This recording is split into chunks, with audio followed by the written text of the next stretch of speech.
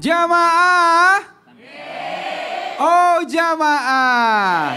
Alhamdulillah. Alhamdulillah masih di Islam itu indah. Buat yang baru bergabung, selamat bergabung. Dan tema kita hari ini adalah takdir miskin ini apakah bisa diubah? Tadi guru-guru kita sudah menyampaikan banyak hal tentang bagaimana bersyukur. Kemudian juga ada yang sudah curhat tadi ya. Bagaimana seorang ibu yang mendoakan terus dan sayang kepada kedua orang anaknya. Dan sekarang kita akan lanjutkan untuk mengupas tema kita yang istimewa. Tapi sebelumnya kita saksikan dulu video tentang begini hasilnya jika gaji istri lebih tinggi dari suami. Banyak. Jadi perenungan ya ibu-ibu ya, jamaah sekalian ya. Semoga rumah tangga kita semuanya baik, sakinah mawaddah warahmah. Nah ini Ustadz Syam kita mau tanya nih Ustadz. Kan katanya takdir itu bisa diubah ya Ustadz ya. Yang miskin bisa jadi kaya dan yang kaya bisa jadi miskin. Nah berarti yang menjadikan takdir kita miskin itu bisa diri kita sendiri yang memiliki rasa selalu tidak cukup, selalu serakah dan sebagainya. Bagaimana? Benar nggak Ustaz? Silakan Ustaz. Tapi guruku Habib Muhammad, Ustaz Maulana, Basdude, serta para alim ulama yang dimuliakan Allah Subhanahu wa taala. Al-Qur'an surah Ar-Rum ayat 37. A'udzu billahi minasy syaithanir rajim. Awalam yarau anna Allah yabsutu ar-rizqa liman yasha'u wa yaqdir. Inna fi dzalika laayatin liqaumin yu'minun.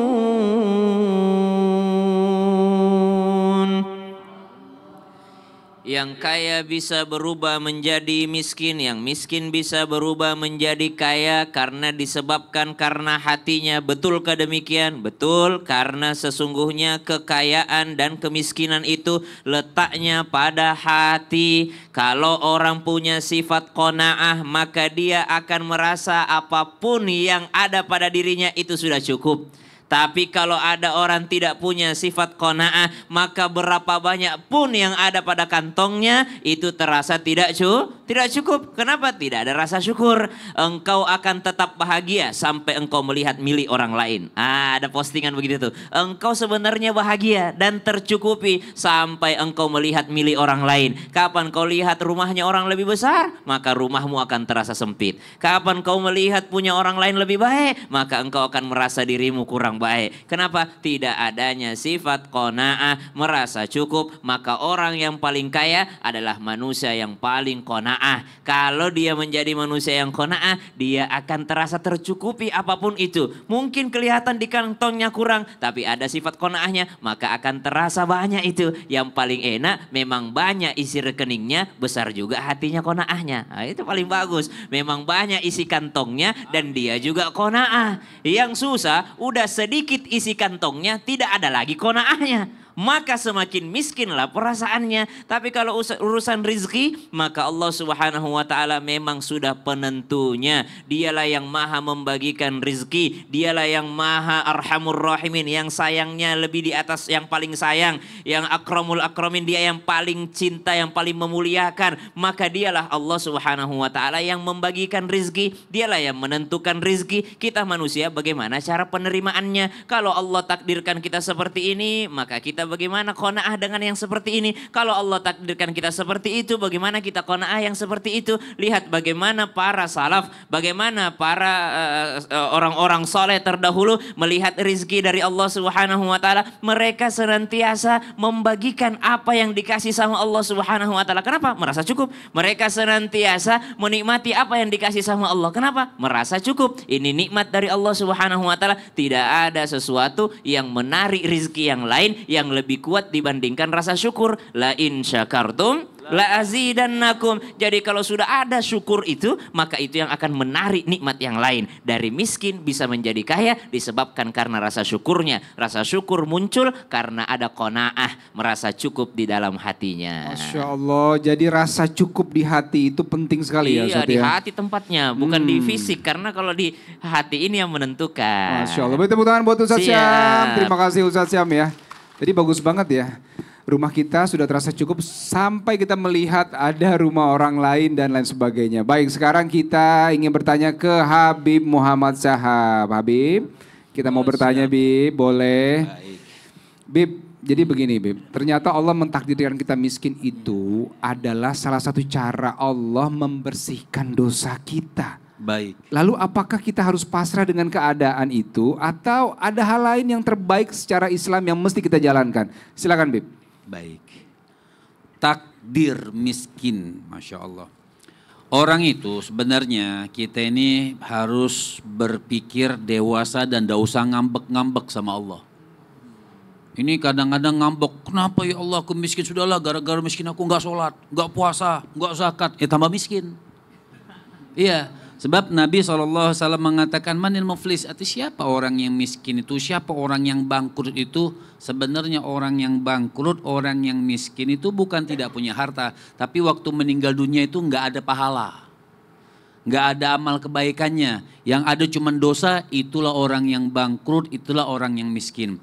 Nah sekarang kita hidup di dunia, mungkin hitungan manusia sekarang, miskin itu orang yang nggak punya harta. Tadi Ustaz Syam sudah sampaikan, cuma saya tambahkan sedikit, kita ini ada fakir, ada miskin, ada ghani.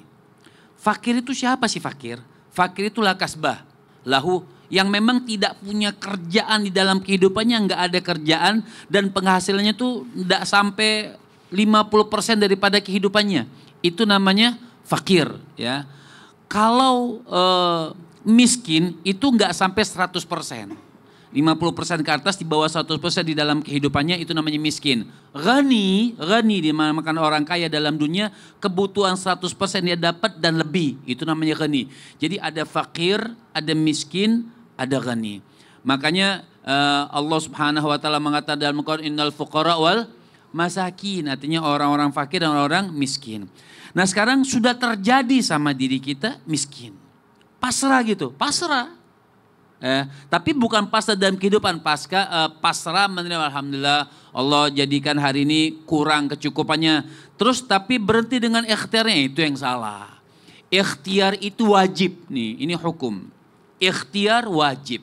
Mencari sesuatu untuk membenahi kehidupan kita, untuk meningkatkan derajat keluarga itu segala macam, itu hukumnya wajib. Cuman dapatnya nggak wajib. Kita keluar rumah untuk cari makan, bisa keluar rumah. Keluar nih ibu-ibu dari Palembang, keluar jualan pempek. Pempek goreng. Betul kan? Ya, ada orang belanja, nggak ada orang belanja, yang penting ikhtiar. Belanja atau tidak belanja itu nggak wajib dari Allah Subhanahu wa taala. Yang wajib kita keluarnya. Ketika kita pulang ke rumah, nggak dapat apa-apa itu nggak wajib. Itu namanya pasrah. Artinya sudah keluar, ikhtiar dapat nggak dapat itu urusan Allah Subhanahu wa taala. Hari ini nggak dapat, insya Allah besok dapat. Nah itulah namanya pasrah tapi tetap berjuang dan ikhtiar. Masya Allah, tetap berjuang dan ikhtiar. Boleh tepuk tangan buat Habib. Masya Allah, terima kasih Habib ya. Baik. Insya Allah mudah-mudahan ini menjadi semangat kita untuk terus berikhtiar dan berjuang. Nah sekarang kita masuk ke segmen curhat dong Ustadz. Iya, kami curhat. Siapa yang mau curhat? Boleh angkat tangan yang mau curhat. Oke. Boleh ke depan sini Ibu, di samping saya sini, boleh? Sini Bu, di sebelah kanan saya. Makasih Ustadz. Baik. Ini akan kita undang Ustadz Maulana dan juga Habib. Nah ini kita akan dengarkan curhatan dari Ibu. Boleh perkenalkan namanya dan dari mana Ibu? Silakan Bu. Assalamualaikum warahmatullahi wabarakatuh. Waalaikumsalam warahmatullahi wabarakatuh. Nama saya Ibu Haji Entin dari Masjid Khairun Nisa. Majelis.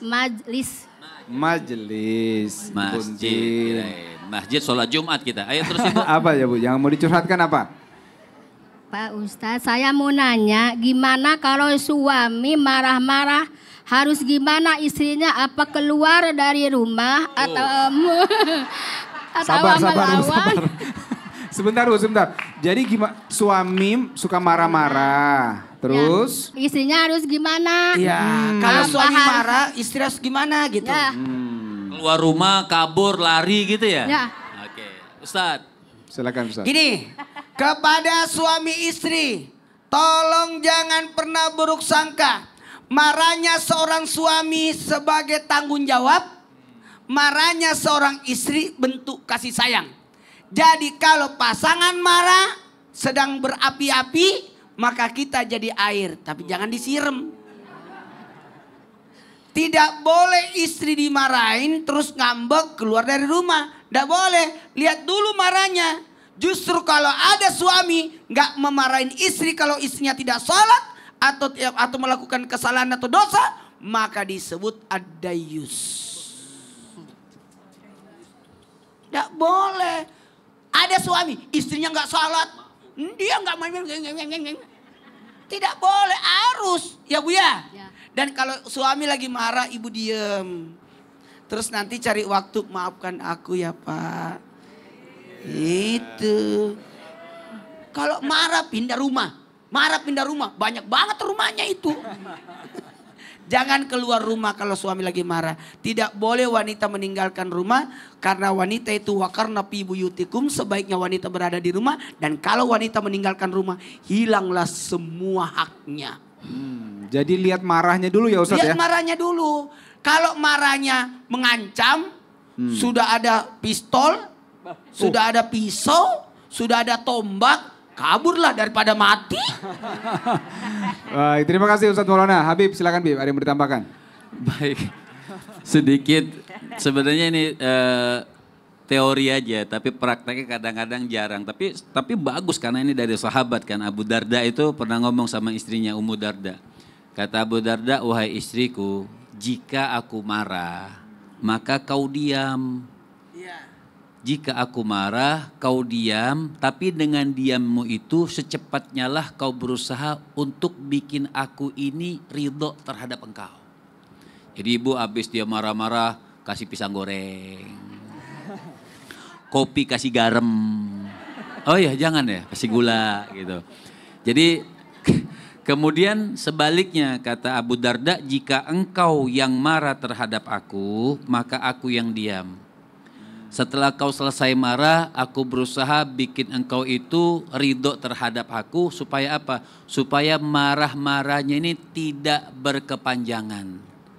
Hadis Nabi memang mengatakan nggak boleh orang temperamen. Itu takutnya lepas kendali sehingga nanti menjadikan sesuatu yang tidak bermanfaat. Bisa jatuh talak, apa segala macam itu kan. Satu marah-marah, satu marah-marah juga. Satu marah-marah, satu marah-marah juga. Yang nggak kelar sama Ustadz Maulana bilang api sama api, kebakaran. Jadi api sama air. Ibu ngerti kan saya omong? Ngerti. Oh iya, ibunya maju dong. Bu, marahnya suami apa sih?